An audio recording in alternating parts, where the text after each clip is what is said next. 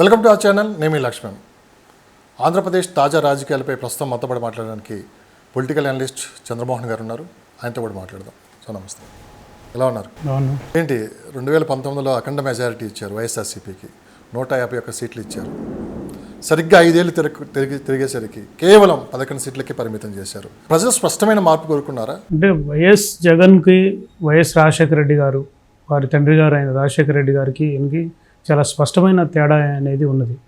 రాజశేఖర రెడ్డి అంటే ఆయన ఒక ఫ్యామిలీ మ్యాను. ఎవరు కలిసినా ఎమ్మెల్యేల దగ్గర నుంచి కింద స్థాయి వాళ్ళు ఒక్కసారి కనిపిస్తే పలకరించి మాట్లాడేటువంటి వ్యక్తిత్వం ఉన్నటువంటి మనిషి. అందుకే రాజశేఖర రెడ్డి గారు ఇంకా చిరస్థాయిగా నిలిచిపోయాడు. ఆయన అంటే ఇప్పటికీ ప్రేమించేవాళ్ళు 2 తెలుగు రాష్ట్రాల్లో ప్రతి ఊర్లో అనేక మంది ఇళ్లలో ఆయన ఫోటో పెట్టుకున్నటువంటి వాళ్ళు కూడా ఉన్నారు. వేరే జగన్ పరిస్థితి అది కాదు. జగన్ ఒక బిజినెస్ మ్యాన్గా ఆయన ఎంతసేపటికి నేను మీటర్ నొక్కుతాను, బటన్ నొక్కుతాను, అందరికీ డబ్బులు వేస్తున్నాను, మళ్ళీ నాకు ఓట్లు వేస్తారు అనే ఒక కాన్సెప్ట్ ఆయన పక్కా బిజినెస్ మ్యాన్. లేకపోతే ఈరోజు ఆయన నమ్ముకున్న ప్రజలు ఆయనకే ఓట్లు లేకుండా ఈరోజు ఇంత తిరగబడే పరిస్థితి ఉంది. మొత్తం 11 సీట్లకు పడిపోవడం అంటే, రాయలసీమలో కూడా అతి దారుణంగా పడిపోవడం అంటే అది చూడండి. అంటే ఆయన పక్కా బిజినెస్ మ్యాన్. ఆయన ఎంతసేపటికి ఎవరిని పలకరించడు, ఎవరిని దగ్గర రానివ్వడు. ప్రజల్లోకి దాన్ని కూడా కమర్షియల్ టచ్ లాగా ఇచ్చే పరిస్థితి కూడా ఉన్నది. కానీ 30 సంవత్సరాలు అధికారంలో ఉంటాను, 30 సంవత్సరాలు స్పష్టమైన మంచి పాలన ఇస్తాను అన్నాడు. 5 సంవత్సరాలుగా పరిమితం చేశారు. ఈ 5 సంవత్సరాలు కూడా ప్రజలు చాలా వరకు భరించలేకపోయారని చెప్పి ఇప్పుడు ఎన్డీఏ కూటమికి వచ్చిన సీట్లే చెప్తున్నారు. అంటే సీట్లు దాన్ని బట్టి ఒకటే మనం చెప్పలేము. ఇప్పుడు కొన్ని సందర్భాల్లో బియాండ్ ఓట్లు అనేది కూడా ఒక ప్రభావితం అనేది ఉంటుంది. ఇప్పుడు ప్రత్యేకంగా మనం ఇక్కడ ఆంధ్రాలో గమనించినట్టయితే ఆయన ఎంతసేపటికి ప్రత్యేకంగా ఆయన ఓన్లీ స్కీమ్స్ నమ్ముకున్నాడు, సంక్షేమం మీదనే దృష్టి పెట్టాడు, అభివృద్ధి మీద దృష్టి పెట్టలేదు. ఉద్యోగాలు ఇవ్వలేకపోయాడు, నిరుద్యోగ సమస్య ఉన్నది.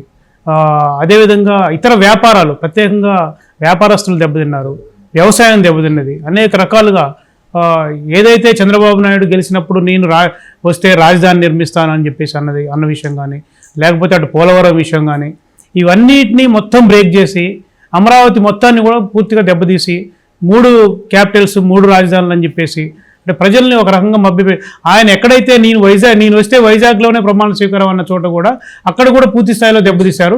ప్రత్యేకంగా 95,000 92,000 చేంజ్తోనే హైయెస్ట్ మెజారిటీ ఇప్పుడు కొత్తగా టీడీపీ అధ్యక్షుడైనటువంటి గెలిచిన పరిస్థితి ఉన్నది. అంటే నువ్వు ఎక్కడైతే ఏ ప్రజలైతే నేను వస్తానంటే నువ్వు రావద్దు బాబు అన్నారు వైజాగ్. అది పరిస్థితి. అంతగా ప్రజలు భయపడటం ఏంటి సార్? అసలు నిజంగానే ఈ కనపడిన భయం ఒకటి ఏర్పడింది ప్రజల్లో. అంటే ప్రత్యేకంగా ఆయన వ్యవహార శైలి ఒక భాగం అయితే మంత్రులు, ఎమ్మెల్యేలు ప్రజల్ని ఎవరిని దగ్గర రానికపోవటం, అదేవిధంగా అదిరించటం, భూదందాలు అనేక రకాలు ఉన్నాయి. ఒక సమస్య ఒకటేనే కాదు. అంటే కర్ణుడికి సావికి 1,00,000 కారణాలు అన్నట్టు అనేక కారణాలు ఉన్నాయి. కానీ ప్రధానంగా జగన్ ఒక బిజినెస్ మ్యాన్గా మాత్రమే అంటే ఆయన ఎంతసేపటికి నేను 30 ఏళ్ళు ఉండాలి అన్నప్పుడు సంక్షేమం ఒకటే కాదు కదా. దాని సంక్షేమంతో పాటు ప్రజలు అభివృద్ధిని కోరుకున్నారు, కానీ అభివృద్ధి లేదు, ఉద్యోగాలు లేవు, ఇతర రాష్ట్రాలకు వెళ్ళిపోవాల్సిన పరిస్థితి వచ్చింది. నిరుద్యోగులు చదువుకున్నటువంటి వాళ్ళందరూ కూడా ఇతర రాష్ట్రాలకు వెళ్ళాల్సిన పరిస్థితి వచ్చింది. ఇవన్నీ సమస్యలు ఉన్నాయి. సార్ ఎవరు ఫాలో అవుతున్నారు? కేసీఆర్ జగన్ ఫాలో అయ్యారా? జగన్మోహన్ రెడ్డి కేసీఆర్ ఫాలో అయ్యారా? ప్యాలెస్లు చూస్తే 2 ఒక రకంగానే ఉన్నాయి. ఆ గేట్లు చూసామంటే సేమ్, ఇప్పుడు మన ప్రగతి భవన్లో చూసామంటే సేమ్ అదే చుట్టూ ప్రగతి భవన్ చుట్టూ ఐరన్ ఫెన్సింగ్లు ఉంటాయి. ఇక్కడ తాడేపల్లి కూడా సేమ్ అలా ఉంటుంది. ఏంటి ఈ కథ ఏంటి? అంటే ఇది ఒక రాజ దర్పానికి, ఒక అహంభావానికి చిహ్నం. అదంతా కూడా ప్రగతి భవన్ రేవంత్ రెడ్డి ముఖ్యమంత్రి కాగానే వెంటనే ప్రగతి భవన్ నేను పడగొట్టలేదు.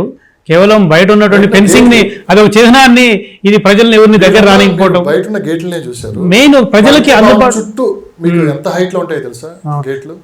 అది ప్రజల్ని దగ్గర రానికపోవటానికి చిహ్నం. అది ఒక అహంభావంతో వ్యవహరించారు కాబట్టి సేమ్ జగన్ కూడా అదే. అక్కడ తాడేపల్లి దాని చుట్టూ ఎవరిని దగ్గర రానిటువంటి పరిస్థితి ఉన్నది.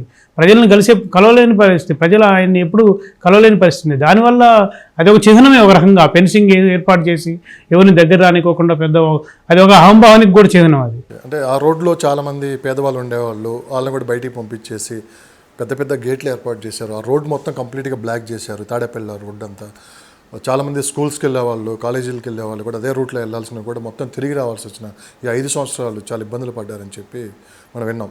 ఇది రీసెంట్గా ఈరోజు మొత్తం ఆ గేట్లు కూడా తొలగించారు, ప్రజలు స్వేచ్ఛగా ఆ రూట్లో తిరుగుతున్నారు.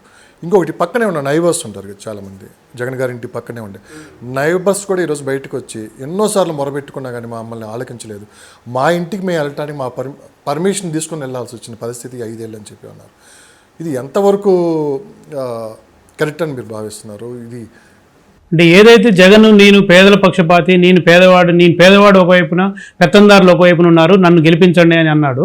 కానీ ఈరోజు పేదల గుడిసెలు, అక్కడ ఆ ప్రాంతంలో ఉన్నటువంటి పేదల గుడిసెలను తొలగించి ఆ ప్రాంతం అంతా కూడా ఆక్రమించి అటు ఆ రోడ్ను ఎవరిని పోనీకోకుండా, చివరికి మధ్యతరగతి వాళ్ళని ఎవరిని పోనీకోకుండా చేయడం వలన దాని ఫలితమే ఈరోజు మొత్తం గవర్నమెంట్, ఇప్పుడు టీడీపీ గవర్నమెంట్ రాగానే వాటన్నిటిని తొలగించేసి ఇప్పుడు అక్కడ ఉన్నటువంటి ఆ రోడ్లన్నీ కూడా క్లియర్ చేసిన పరిస్థితి ఉన్నది. మొత్తం ఆయన సొంత సెక్యూరిటీయే ఈరోజు ప్రభుత్వం నుంచి సెక్యూరిటీ నమ్మకం లేక సొంత సెక్యూరిటీని పెట్టుకుని తల్లి విగ్రహం కూడా అదే రోడ్లో ఉంటే ఆ విగ్రహాన్ని కూడా తొలగించారు అని చెప్పి మనకున్న సమాచారం.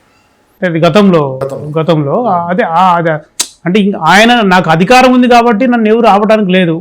నాకు ప్రశ్నిస్తే ప్రశ్నించిన వాళ్ళు చాలామంది మీద అఘాయిత్యాలు, హత్యలు చేసినటువంటి సందర్భాలు ఉన్నాయి. ఎవరు కనిపించకుండా చేసిన సందర్భాలు కూడా ఉన్నాయి కదా అక్కడ. సార్, రాజశేఖర రెడ్డి గారి గవర్నమెంట్లో జగన్మోహన్ రెడ్డి గారి మీద చాలా కేసులు ఉన్నాయి. ఆ టైంలో చాలామంది అధికారులు కూడా కోర్టు మెట్లు ఎక్కాల్సి వచ్చింది. అదే అధికారులు మళ్ళీ ఈయన పదవిలోకి రాగానే తీసుకున్నారు. మళ్ళీ వీళ్ళందరి మీద చర్యలు తీసుకునే అవకాశం ఏమైనా ఉందంటారా తెలుగుదేశం పార్టీ? ఇప్పుడు రెడ్ బుక్ ఒకటి ఉన్నది మా దగ్గర, లోకేష్ బాబు గారు అంటున్నారు ఖచ్చితంగా తప్పు చేసిన వాళ్ళని చట్ట ప్రకారంగా మేము చర్యలు తీసుకుంటామని చెప్పి ఆయన అనడం కూడా జరిగింది. ఎవరెవరి మీద ఎఫెక్ట్ పడే అవకాశం ఉంది? అంటే ఇప్పుడు అధికారంలోకి వచ్చేటప్పుడు ఎలక్షన్ క్యాంపెయిన్లో ప్రజల్ని రౌజ్ చేయటం కోసం రెడ్ బుక్ ఉంది, మా కార్యకర్తలను మీరు ఇబ్బంది చేసినటువంటి వాళ్ళని, మా నాయకుల్ని ఇబ్బంది పెట్టిన వాళ్ళని మీ సంగతి చూస్తాం అని ఒక ధైర్యం ఇవ్వడానికి అది రెడ్ బుక్ అనేటువంటిది వాడినటువంటిది ఉన్నది. కానీ వాస్తవంగా చూస్తే చట్టానికి లోబడే చేయాలి ఎవరైనా సరే. లోకేష్ అయినా సరే, రేపు చంద్రబాబు నాయుడు గారైనా ఎవరైనా చట్టం తన పని తాను చేసుకుంటూ పోతుందని అంటాడు. రేపు ఖచ్చితంగా అదే జరిగింది. అంతేగాని నువ్వు వ్యక్తిగతంగా అధికారుల మీద అధికారులు అంటే నువ్వు అయిష్టత, ఇప్పుడు ఐఏఎస్ శ్రీలక్ష్మి వచ్చి పుష్పగుచ్చం ఇస్తుంటే చంద్రబాబు నాయుడు పక్కకు నెట్టేశారు. అంటే నువ్వు వద్దమ్మా అని చెప్పిన అవసరం లేదు అన్నట్టుగా అయిష్టత చూపించాడు. ఆ అయిష్టత చూపిస్తారు కానీ ఖచ్చితంగా చట్టంలో వాళ్ళు చట్టాన్ని పక్కదారి పట్టించి చట్టాన్ని ప్రభుత్వంలో ఉన్నటువంటి లోఫోల్స్ని వాటిని వాడి ప్రభుత్వం యొక్క రూల్స్ అండ్ రెగ్యులేషన్స్ అన్నిటినీ ఆయన పాటించుకోకుండా పక్కదారి పట్టించినటువంటి అధికారుల మీద ఖచ్చితంగా ఎవరైతే టీడీపీకి వ్యతిరేకంగా జగన్కి వ్యతిరేకంగా చేసిన వాళ్ళు ఉన్నారో ఖచ్చితంగా చర్యలు తీసుకునేటువంటి అవకాశం ఉంటుంది. అది చట్ట ప్రకారం చేస్తారు వాళ్ళు. కానీ ఎక్కడ మేము వాళ్ళ మీద తీసుకుంటున్న కక్ష సాధింపు అనేది ఎక్కడ బయటపడరు. ఏ ప్రభుత్వం అయినా అంతే. ఖచ్చితంగా వాళ్ళ మీద ఎవరి మీద అయితే కక్ష సాధించారో ఇప్పుడు వాళ్ళు కూడా మళ్ళీ ఇదే రివర్స్. సార్, మీరు పొలిటికల్ అనలిస్టే కాదు, జర్నలిస్ట్ కూడా. మీ కెరియర్లో అంటే ఆంధ్రప్రదేశ్లో మనం చూసాం లాస్ట్ మంత్రివర్గం. ఇలాంటి మంత్రివర్గాన్ని మీరు ఎప్పుడన్నా గతంలో చూసారా? అదే ఇది వాస్తవంగా చంద్రబాబు నాయుడు యొక్క పరిపక్వతకి నిదర్శనం. ఎందుకంటే మంత్రివర్గం చూసినట్టయితే కాదు నేను అడిగింది లాస్ట్ జగన్మోహన్ రెడ్డి గారి గవర్నమెంట్లో మంత్రుల గురించి నేను అడుగుతాను. మంత్రులు వైఎస్ జగన్ ప్రభుత్వంలో ఉండే మంత్రులు అందరూ కూడా అసలు ఆంధ్ర ప్రజలు ఈసడించుకున్నారండి. వీళ్ళ మాటలు, ఇప్పుడు కొడాలి నాని కానీ లేకపోతే అనిల్ యాదవ్ కానీ వీళ్ళ మాటలు, వీళ్ళు ఏంటి అంటే మొత్తం వాళ్ళ భాషలో ఉన్నటువంటి వల్గారిటీ అంతా గత 5 ఏళ్లలో చూశారు ఆంధ్ర వాళ్ళు. అంటే వాళ్ళ వాడే భాష దగ్గర నుంచి ఎవరైనా అడ్డొస్తే వాళ్ళ మీద దాడులు చేయటం, దాని ఫలితమే ఈ రిజల్ట్. అనేక కారణాలు ఉన్నాయి, ఒక కారణమే కాదు. వాళ్ళు వాడినటువంటి భాష అంటే పై నాయకుడు అట్లుంటే కింద వాళ్ళు కూడా అంతే ఉంటారు. భాషనా లేకుంటే అసలు ముందుగా వాళ్ళకి పరిపాలన మీద పూర్తిగా అవగాహన లేదు. పూర్తిగా ఇప్పుడు అందులో ఉన్నటువంటి వాళ్ళు సీనియర్స్ 2-3 తప్ప అందరూ కొత్త వాళ్ళే. వాళ్ళు కూడా వాళ్ళకి కేవలం పవర్ కావాలి, ఆ పవర్ ఎంజాయ్ చేయాలి, ఇది ఉంది తప్ప. ఇప్పుడు రోజా విషయం చూశారు. ఇప్పుడు రోజా కానీ లేకపోతే రోజా గారు పర్యావరణ వీళ్ళందరూ వాడినటువంటి భాష ఏంది అసలు? ఒక మెచ్యూర్డ్ పరిపక్వత సాధించినటువంటి రాజకీయ నాయకుల్లా కూడా లేరు. ఇప్పుడు గత 5 ఏళ్ళకి ఇప్పుడు 5 ఏళ్ళకి మనం చూడబోతున్నాం తేడా. ఇప్పుడు వచ్చినప్పుడు తెలుగుదేశం పార్టీ మంత్రివర్గం చూస్తుంటే మీకు ఏమనిపిస్తుంది? ఇప్పుడు తెలుగుదేశం లాస్ట్ టైం హోమ్ మినిస్టర్గా మహిళకి ఇచ్చారు. అదే తెలుగుదేశం పార్టీ మళ్ళీ మహిళకే ఇచ్చారు. So Taneti Vanitha last time మనకి హోమ్ మినిస్ట్రీ చేశారు. ఇప్పుడు వంగలపూడి అనిత గారు మనకి హోమ్ మినిస్టర్ వచ్చారు. రావటమే ఆమె ఖచ్చితంగా తప్పులు చేసిన ప్రతి ఒక్కరిని శిక్షిస్తాం, చట్టపరంగా వెళ్తాం మేము ముందుకెళ్ళినారు. ముందుగా మా ముందు లక్ష్యం గంజాయిని నిర్మూలించడం. కొన్ని స్టేట్మెంట్ కూడా ఇవ్వడం జరుగుతుంది. అంటే ఈ మంత్రివర్గాన్ని చూసినప్పుడు మీకేమనిపిస్తుంది? అంటే ఇప్పుడు వాస్తవంగా మనం గమనించినట్టు ఈ మంత్రివర్గం అంటే ఇది తెలుగుదేశం, జనసేన, బీజేపీ కూటమికి సంబంధించినటువంటి ఎన్డీఏ ప్రభుత్వం యొక్క ఈ మంత్రివర్గం అంటే చంద్రబాబు యొక్క మార్క్ కనిపిస్తుంది ఇక్కడ. ఎందుకంటే చంద్రబాబు నాయుడు అనేక సంవత్సరాల పరిపాలన దక్షత ఉన్నటువంటి, ఆయనకు ఉన్నటువంటి అనుభవం కానీ, గతంలో ముఖ్యమంత్రులుగా చేసినటువంటి అనుభవం కానీ, ఈ కొత్త మంత్రులు ఎవరైతే వీళ్ళు తీసుకున్నారో వీళ్ళందరినీ కూడా సీనియర్స్ అందరినీ కూడా పక్కన పెట్టేసి కొత్త వాళ్ళని తీసుకోవటం అనేది అంటే ఇది భవిష్యత్తు తరానికి మళ్ళీ టీడీపీని మళ్ళీ ఈ ఆంధ్ర భవిష్యత్తు బాగుండాలి అనే దాని ఉద్దేశంతో కొత్త తరాన్ని తీసుకున్నట్టుగా ఒక అనుభవాన్ని అంటే పాత తరము ప్లస్ కొత్త తరం రెండింటిని మేళవింపుగా మనం చూడొచ్చు. ఇప్పుడు వీళ్ళల్లో అంటే ఒకళ్ళిద్దరు ఇందులో కూడా దూకుడుగా ఉన్నటువంటి వాళ్ళు కూడా ఉన్నారు. కానీ చంద్రబాబు నాయుడు భాష అనేది కంట్రోల్, చంద్రబాబు నాయుడు వాళ్ళని కంట్రోల్ పెట్టేటువంటి అవకాశం కూడా ఉంటుంది. ఇప్పుడు ఇష్టం వచ్చినటువంటి భాష, గతంలో కొడాలి నాని వాడిన భాష, రోజా వాడిన భాష, లేకపోతే అనిల్ యాదవ్ వాడినటువంటి భాష వీళ్ళు వాడలేరు కదా. వీళ్ళు ఇష్టం వచ్చిన ఎవరైతే బూతులు తిడతారో వాళ్ళకి మంత్రి పదవులు ఇచ్చారు. ఎవరన్నా మాట జారితే ఈసారి మంత్రి పదవి పోయేటట్లుంది. మంత్రి పదవి కావచ్చు, పదవి పోయేటట్లుంది తెలుగుదేశం పార్టీలో. అంటే పదవి తీసేస్తారని చెప్పలేం కానీ జాగ్రత్త అని చెప్పడానికి చంద్రబాబు నాయుడు కొంత అవకాశం అనేది ఉంటుంది. ఎందుకంటే ఎలాంటి ఛాన్స్ తీసుకోండి ఈసారి చంద్రబాబు నాయుడు గారు అని చెప్పి మనం అనిపిస్తుంది. అవును, ఖచ్చితంగా. ఎందుకంటే ఉన్నటువంటి వాళ్ళు కొత్త తరాన్ని ప్రోత్సహించడం, ఎమ్మెల్యేలు కూడా చూసినట్టయితే మనం అనేక మంది కొత్త వాళ్ళని, యూత్ కొత్త తరాన్ని పరిచయం చేశాడు. ఇప్పుడు వాళ్ళందరూ కూడా రేపు కసితోని పనిచేసేటువంటి అవకాశం ఉంటుంది. మా రాష్ట్రం బాగుండాలి, ఈ రాష్ట్రాన్ని నాశనం చేశారు అనేటువంటి ఏదైతే ఉందో వాళ్ళందరూ కూడా కసితో పనిచేస్తారు ఈరోజు. అంటే ఒక కమిట్మెంట్తోనే రాష్ట్ర అభివృద్ధి కోసం పనిచేసే అవకాశం అనేది ఉంది. ఇప్పుడు తీసుకున్నటువంటి మంత్రి పదవులు పొందినటువంటి వాళ్ళందరూ కూడా ఆ రకంగా ఫైర్తో పనిచేసేటువంటి వాళ్ళే ఉన్నారు. ఒక పక్క ప్యాలెస్ల గురించి పెద్ద చర్చ నడుస్తుంది. అటు బెంగళూరులో ప్యాలెస్, ఇడుపులపాయ ప్యాలెస్, పులివెందుల్లో ప్యాలెస్ ఉంది, ప్లస్ తాడేపల్లి ప్యాలెస్ ఉంది, విశాఖపట్నంలో ఇన్ని హౌసెస్ ఎందుకు ఏం సాధించారు అని చెప్పి కూడా అనిపిస్తుంది అన్నమాట. ఇంత పెద్ద దాదాపు 500 కోట్ల రూపాయలు పెట్టి విశాఖపట్నంలో మనం చూసే ఉన్నాం, ఋషికొండ మీద కట్టిన బిల్డింగ్స్. అందులో ఒక బాత్ టబ్ ఖరీదే దాదాపు 24 lakhs అని చెప్పడం నేను. ప్రజల సొమ్ముతోటి ఇంత వృధా చేయడం ఎంతవరకు కరెక్ట్? అదే ఈరోజు మనం ప్రధాన పత్రికలు అన్నీ కూడా గమనించినట్టయితే ఆంధ్ర సంబంధించినటువంటి ప్రధాన మీడియా మొత్తం కూడా ఋషికొండ సంబంధించినటువంటి ఋషికొండలో ప్యాలెస్ ఇది ప్రజలదా పెత్తందారిదా అనే పద్ధతుల్లో శీర్షికలు పెట్టి పెద్ద ఎత్తున రాశారు. వాస్తవం కూడా ఆయన బెంగళూరులో ప్యాలెస్ ఉంది, లేకపోతే ఇడుపులపాయలో ఉంది, హైదరాబాద్లో ఉంది. అంటే ఒక పిచ్చి లాగా కూడా అనిపిస్తుంది. వాస్తవంగా ప్రజల కోసం ఆయన ముందే చెప్పాడు, నేను పేద ప్రజల కోసం పనిచేసేటువంటి వాడిని, పెత్తందారులు అందరూ కలిసి నన్ను ఓడించడానికి వస్తున్నారని చెప్పేసి చెప్పాడు.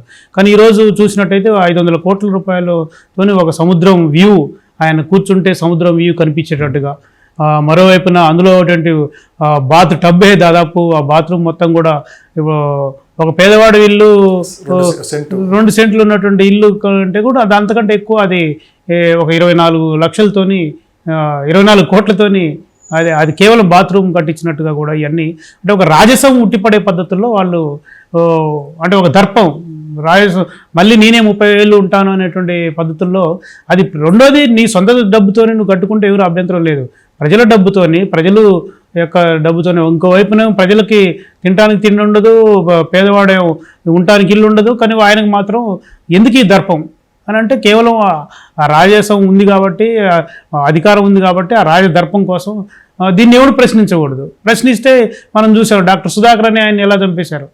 ఇట్లాంటి వాళ్ళు చాలామంది ఉన్నారు.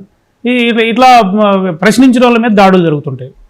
అంటే ఇది కేవలం జగను మళ్ళీ అధికారంలోకి వస్తారనేటువంటి ఉద్దేశంతో అన్ని కోట్లు ఖర్చు పెట్టి ప్రజల యొక్క సొమ్ముని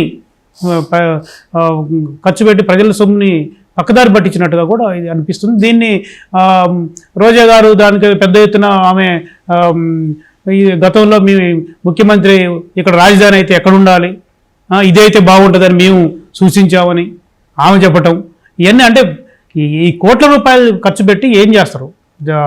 గతంలో మనం ఆంధ్రప్రదేశ్ మొదటి రాజధాని అయినప్పుడు కర్నూలులో డేరాల్లో జగన్మోహన్ రెడ్డి గారు వచ్చిన కాడి నుంచి రాజకీయాల్లోకి వచ్చిన కాడి నుంచి ఒక మైండ్ గేమ్ ఆడుతున్నారు అని చెప్పి స్పష్టంగా కనపడుతుంది ఇక్కడ. సో ఏదో ఒకటి ఎలిగేషన్ తీసుకొని రావటం, ఇది క్లోజ్ అయ్యేలోపు ఇంకోటి తీసుకొని రావటం, అంటే ప్రజలు మర్చిపోయేలోపు ఇంకోటి తీసుకొని రావటం, ఇట్లా మైండ్ గేమ్స్ ఎక్కువ ఆడారు. సో చివరికి ప్రజలే, రాజకీయ నాయకులు పెట్టిన ప్రజలే గమనించారు ఇది స్పష్టంగా పులి స్టాప్ పెట్టాలని చెప్పి, అందుకే ఇంత ఘోరమైన పరాజయం ఇచ్చారు అని చెప్పి వినిపిస్తుంది అన్నమాట. అవును, ఖచ్చితంగా ప్రజలు చాలా కోపంతోని కసితోని ఎక్కడెక్కడ ఇతర దేశాల్లో నుంచి వచ్చి హైదరాబాద్, బెంగళూరు, చెన్నై ఎప్పుడు లేదు ఇంత పెద్ద ఎత్తున ప్రచారం, ఇంత పెద్ద ఎత్తున ఒక కసితోని మా రాష్ట్రం ఇప్పుడు గెలవకపోతే మేము ఇప్పుడు రాకపోతే ఇంకెప్పుడు మా ఆంధ్రప్రదేశ్లో పరిస్థితి ఇప్పుడు రాకపోతే మళ్ళీ ఇంకెప్పుడు ఈ జగనే ఉంటాడు అనే పద్ధతుల్లో ఈ రాష్ట్రం అభివృద్ధి కావాలంటే మారాలి అని చెప్పేసి ఒక మార్పు కోసం అనే పద్ధతుల్లో పెద్ద ఎత్తున వచ్చి ఓట్లు వేసిన పరిస్థితి కూడా మనం చూస్తున్నాం. ఒకసారి మనం చూస్తే పోలవరం కంప్లీట్ అవ్వలేదు, ఎలా ఉంది అలా ఆగిపోయింది. రాజధాని 3 రాజధానులు అని చెప్పి ఎక్కడ ఒక్క ఇటుక రాయి కూడా ఎక్కడ పెట్టలేదు. 3 రాజధానులు చెప్తూనే ఉన్నారు కానీ ఎక్కడ ఒక ఇటుక రాయి కూడా వేయలేదు. ఉన్న రాజధాని కంప్లీట్గా మూలన పడేశారు. ఒక శ్మశానం లాగా ఉందని చెప్పి వాళ్ళే అదే శ్మశానంలో అసెంబ్లీ సమావేశాలు, సెక్రటరియట్ అక్కడే ఉంది, మళ్ళీ అక్కడి నుంచే పనిచేశారు. కానీ ఇప్పుడు రాజధాని ప్రాంత వాసులు కావచ్చు, రాష్ట్రం మొత్తం ఒకే రాజధాని ఒకే రాష్ట్రం అని చెప్పి అందరూ బలంగా కోరుకున్నారు. చంద్రబాబు నాయుడు గారు మళ్ళీ అధికారంలోకి రావటం, మళ్ళీ డే 1 నుంచే మొత్తం అదంతా క్లీన్ చేయటం, మొత్తం బిల్డింగ్స్ మళ్ళీ ఎక్కడెక్కడ మూలబడ్డాయి అన్నీ మళ్ళీ బయటికి తీసి 2.5 సంవత్సరంలోనే రాజధాని కంప్లీట్ చేస్తామని చెప్పి ఒక మాట ఇవ్వడం జరిగింది. సో చంద్రబాబు నాయుడు చాలా పట్టుదలతో ఉన్నారు ఆ విషయంలో. సో రాజధాని కానీ కంప్లీట్ అయిపోతే ఎలా ఉంటుంది, రాజధాని పక్కన పెట్టాలి, జగన్ నష్టం ఎంత జరిగింది అంటే ఒక రాష్ట్రానికి ఏ రాష్ట్రమైనా ఏ దేశమైనా ఒక రాజధాని అనేది ఉండాలి కంపల్సరీగా. అంటే పొలిటికల్ క్యాపిటల్ లేకపోతే ఫైనాన్స్ రాజధాని ఇట్లా కూడా ఉన్నటువంటి దేశాలు ఉన్నాయి, దాన్ని ఎవరు కాదంటలే.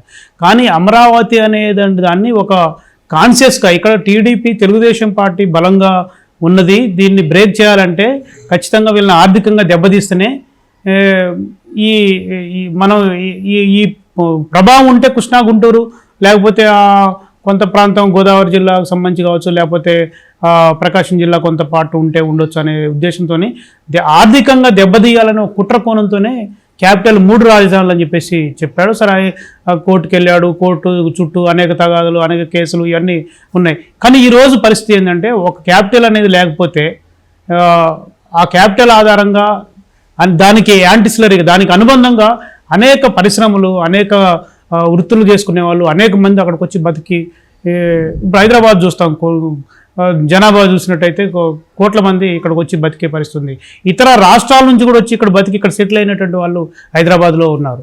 అమరావతికి సంబంధించి కూడా ఇప్పుడు చంద్రబాబు నాయుడు గెలిచాడు, మళ్ళీ అక్కడ టీడీపీ ఎన్డీఏ కూటమి మళ్ళీ అధికారంలోకి వచ్చింది అన్న తర్వాత అమరావతి ఊపిరి పీల్చుకున్నట్టుగా కూడా అని పెద్ద ఎత్తున మీడియా ప్రచారం కూడా మనం చూసాం. అంటే వాస్తవం కూడా ఏంటి, ఆ రోజు దాదాపు 30,000 ఎకరాలు 33 ఎకరాల్లో అది ఉన్నది ఇచ్చారు. అంటే ఇప్పుడు మంత్రిగా ఉన్నటువంటి నారాయణ గారు ప్రెస్ మీట్ పెట్టి మాస్టర్ ప్లాన్ ఫస్ట్ మేము ఏదైతే పెట్టామో అదే మాస్టర్ ప్లాన్ కొనసాగిద్దని చెప్పారు. అంటే ఖచ్చితంగా వాళ్ళు అనుకున్నటువంటిది అక్కడ క్యాపిటల్ నిర్మాణానికి దాదాపు 2.5 ఏళ్ళలోనే మేము క్యాపిటల్ పూర్తి చేస్తాం, ఒక టైం బౌండ్ పీరియడ్ పెట్టుకొని అంటున్నారు. దీని ప్రభావం ఖచ్చితంగా అక్కడ అమరావతి రియల్ ఎస్టేట్ మీద కూడా ప్రభావం అనేది ఉంటుంది. ఇప్పటికే మనం చూసాం, చంద్రబాబు నాయుడు ప్రమాణ స్వీకారం చేయకముందే 3 రోజుల ముందే ఆల్రెడీ అక్కడ జంగిల్ క్లియరెన్స్ పేరుతోని కొన్ని వందల జేసీబీలు వచ్చి మొత్తం అక్కడ పనిచేసిన పరిస్థితి ఉన్నది. అంటే రోడ్లు మొత్తం కూడా ఏదైతే పునాదులు వేసినాయో అవన్నీ క్లియర్ చేయటం, ఇవన్నీ కూడా ఒక పెద్ద, అంటే ఒక రకంగా 5 ఏళ్లలో పునాదులు వేసిన దాని మీద మళ్ళీ ఇప్పుడు పునర్నిర్మాణం అనేది వాళ్ళు చేయాలి. అంటే ఈ పరిస్థితి చూసినప్పుడు ఇది ఒక రియల్ ఎస్టేట్ మీదే ప్రభావం కాదు, అక్కడ ఉన్నటువంటి అనేక ఆదాయాలకు సంబంధించినటువంటి అనేక మంది ఆదాయాలకు సంబంధించినటువంటి కూడా ఇది చాలామంది అక్కడ పెట్టుబడి పెట్టిన వాళ్ళు ఉన్నారు. అయితే క్యాపిటలిస్టులే పెట్టుబడి పెట్టుకుంటే మధ్యతరగతి వాడు ఇల్లు కొనుక్కున్నవాడు కూడా ఉంటాడు. ఇప్పుడు అది కనీసం నివాసానికి మంచినీళ్ళు, తాగునీళ్ళు, ఇతర ఉంటాయి కదా. జగన్మోహన్ రెడ్డి గారు అయినా సరే ఇప్పుడు 3 రాజధానులు అన్నారు, ఎక్కడ ఒక ఇటుక రాయి కూడా వెళ్ళలేదు. సో ఇది బాగా దెబ్బ కొట్టింది. కనీసం 3 రాజధానులు అన్నారు కదా, 3 రాజధానులన్నా ఏదో ఒకటి స్టార్ట్ చేస్తే అప్పుడే ప్రజలు నమ్మేవాళ్ళు. అది కూడా స్టార్ట్ చేయకుండా కేవలం కాలయాపన చేస్తూ రాష్ట్ర ప్రజలను మభ్య పెడుతూ చివరికి ఈ దశకి తీసుకుని వచ్చారు రాష్ట్రాన్ని అని చెప్పి కూడా ప్రజల్లో కోపం బాగా ఉంది. అంటే ఒకటి కరోనా కాలంలో ఆదాయం వివిధ రాష్ట్రాల ఆదాయం ఒకటి దెబ్బతీసింది. దానికి తోడు ఆయన నమ్ముకుంది ఈ డెవలప్మెంట్ ఆస్పెక్ట్ కాదు, సంక్షేమమే అనుకున్నాడు. ఆ సంక్షేమంలో కూడా బటన్ నొక్కుడు పనే పెట్టుకున్నాడు. మళ్ళీ చివరికి ప్రజలు ఇప్పుడు బటన్ నొక్కి ఆయన ఇంటికి పంపించిన పరిస్థితి కూడా ఉన్నది. అంటే ఇప్పుడు అమరావతి కేంద్రంగా చూసినప్పుడు అమరావతి ఆధారంగా ఇప్పుడు వైజాగ్ వాళ్ళు మాకు క్యాపిటల్ కావాలంటే మరి జగన్కి సీట్లు ఇచ్చేవాళ్ళు.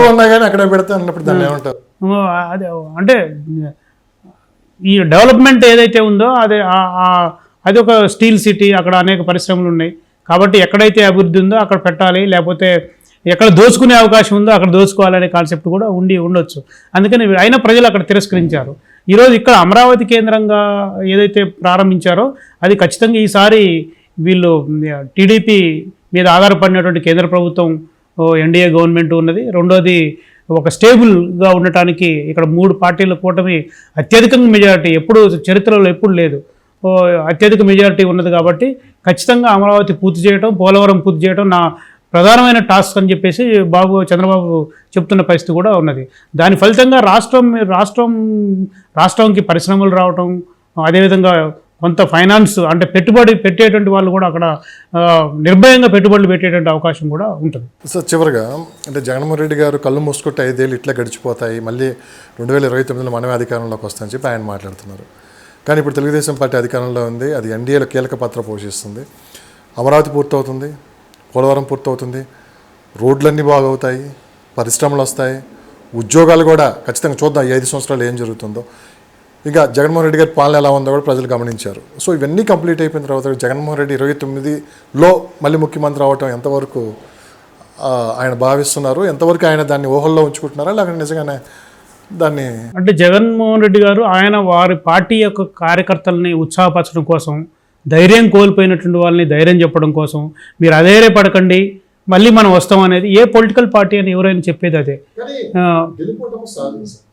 కానీ నేను మళ్ళీ వస్తాము అని అంటే నువ్వు ఈ ప్రభుత్వం చేస్తున్నటువంటి తప్పులు ఏదైనా ఉంటే వాటిని ఎండగడుతూ పోరాటాలు చేసి ప్రజల్లో వీధుల్లోకి వచ్చి నువ్వు ప్రశ్నించి నువ్వు ఉద్యమాలు చేసినప్పుడు అది సాధ్యమైంది. కానీ వీళ్ళు కూడా ఈ ప్రభుత్వం ఇప్పుడు వచ్చిందే ఇప్పుడు అప్పుడే నేను 5 ఏళ్ళ తర్వాత నేనే వస్తానంటే నువ్వు ఆశల లోకంలో ఉన్నవా, ఊహాలోకంలో ఉన్నవా?